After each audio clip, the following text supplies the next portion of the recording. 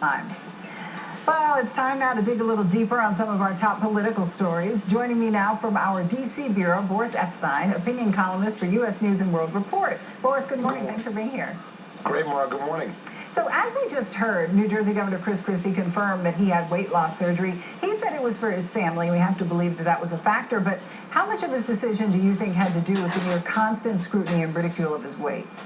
Well, there's two sides to this. First of all, of course, this does not hurt him politically, and hopefully will help him on the health front. On the health front, the surgery has been shown to work. Politically, it will definitely be a positive for him if the surgery works, and it humanizes him, as you saw in that story.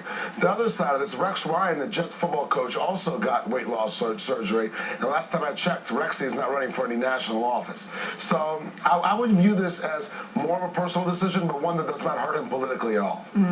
And turning now to another transformation, which is Governor Mark Sanford, his political comeback. He left office in disgrace. He was massively outspent in this race, yet he still won. So what do you make of all that?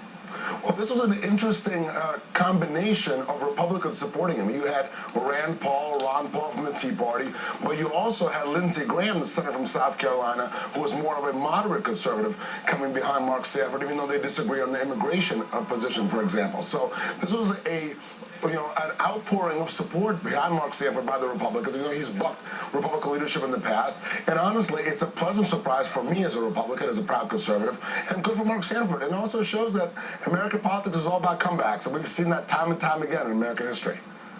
And lastly, real quick, we reported earlier about the Reader's Digest poll finding that Clint Eastwood is more trustworthy than President Obama. Well, what is that about? The man who held a debate with an empty chair?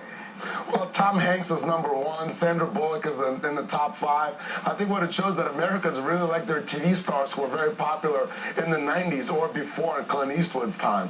So I think it's less of a testament of how bad President Obama has been, which I think he has been, and more of a testament how much Americans trust their TV or their movies. All right, well, I cannot disagree with Tom Hanks being #1. Boris Epshteyn, I like Tom live in Hanks, DC. too.